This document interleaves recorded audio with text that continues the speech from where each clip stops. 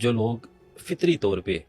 روحانی طبیعت کے ہوتے ہیں، جن میں اللہ تبارک تعالیٰ نے فطری طور پہ کثافتیں کم رکھی ہوتی ہیں، لطافتیں زیادہ ہوتی ہیں، اللہ تبارک تعالیٰ ان کو اپنے فضل و کرم سے ان کو یہ اشارے مل جاتے ہیں. فار ایگزامپل، ایک بچی میرے پاس آتی ہے پرسوں، مجھے کہتی ہے جی میں نے رات کو دیکھا ہے اس طرح سے میرے پیچھے کوئی جانور لگے ہوئے ہیں، میں نے ایسا خواب دیکھا ہے کہ میرے پیچھے بھینسیں لگی ہوئی ہیں، میرے پیچھے 5-7 بھینسیں ہیں اور وہ مجھے مارنا چاہتی ہیں، مجھے وہ کل کرنا چاہتی ہیں، میں بہت بھاگ رہی ہوں. جب جیسے ہی میں نے اس کے اوپر نظر اس طرح سے دیکھا، اس کو تشخیص کے حوالے سے، تو واقعی مجھے آئیڈیا ہوا کہ اس کے اوپر کام جاری تھا ابھی. لیکن اللہ تبارک تعالیٰ کے فضل و کرم سے وہ فطری طور پہ اس کو پہلے ہی اشارہ جی ہو وہ گیا. فطری طور پہ اس کے جسم میں، اس کی روح میں لطافت تھی، اور اللہ تبارک تعالیٰ نے اس کو اس کا سگنل دے دیا. تو سر ہم لوگ روح کے ایکسپیرینس کو بھی خواب کہیں گے؟ اس میں ایسے ہم کہہ سکتے ہیں کہ کیٹیگریز آپ اس کو ڈیوائڈ کر دیں. ایک لے مین کے حوالے سے، اور ایک ایسا اسٹوڈنٹ جو کہ تصوف کے راستے پہ گامزن ہے، اپنا روحانی سفر طے کر رہا ہے اپنے مرشد کے دست شفقت کے ساتھ. اس میں یہ ہوتا ہے کہ جب مرشد مہربان ہوتے ہیں، ان کے اوپر ان کو پیار آتا ہے، اس کی محبت وہ دیکھتے ہیں، تو وہ ان کو مختلف جہانوں کی سیر کرواتے ہیں.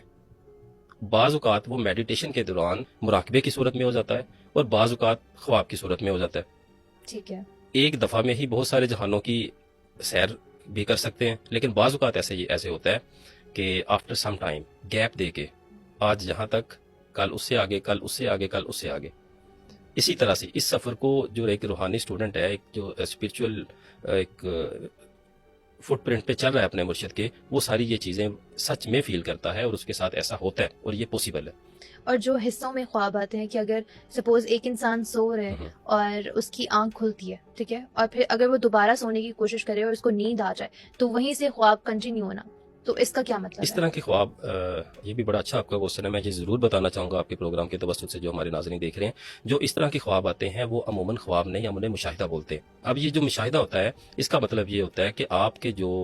بھی آپ کی اسپرچول، آپ کی لیڈرشپ آپ کے اوپر بیٹھی ہوئی ہے، آپ کی دست شفقت ہے ان کا آپ کے سر کے اوپر، وہ آپ کو کسی نہ کسی حالات سے، کسی نہ کسی جگہ کی سیر پہ، یا کچھ نہ کچھ آپ کو وہ اس مشاہدے کے تھرو گائیڈ لائن دیتے ہیں. یہ کچھ بھی ہو سکتا ہے. اگر تو یہ اس طرح کی چیزیں نیگیٹو ہوں، فار ایگزامپل ایک بندہ سوتے جاگتے میں دیکھ رہا ہے کہ اس کے اوپر کوئی حملہ آور ہے، کوئی جانور ہے، کوئی ایول اینٹی ہے، تو وہ بھی ہے مشاہدہ ہی، اسے ہم مشاہدہ ہی بولیں گے، لیکن اس کا جو سورس ہے وہ ایول اینٹی ہے.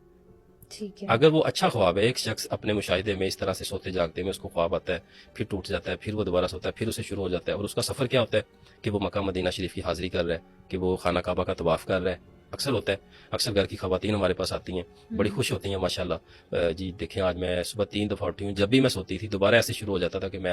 خانہ کعبہ کا طواف کر رہی ہوتی تھی، میں مولا کائنات حضرت علی رضی اللہ تعالیٰ عنہ کے روضہ مبارک پہ پیش ہو رہی ہوتی تھی. اس طرح کے لوگ، اس طرح کے روحانی مشاہدات ہوتے ہیں، انہیں مشاہدات بولتے ہیں. اور اسی طرح سے اگر ایول اینٹیز کے حوالے سے کچھ برے خواب دیکھتے ہیں، فار ایگزامپل ایک بندہ دیکھا ہے، وہ دیکھ رہا ہے کہ اس کے پیچھے کوئی بھینس پڑی ہے، کوئی شیر پڑا ہے، کوئی بھی ایول اینٹی، فار ایگزامپل جانور کی صورت میں کوئی ڈینجرس اینیمل، یا اس طرح کی کوئی گندگی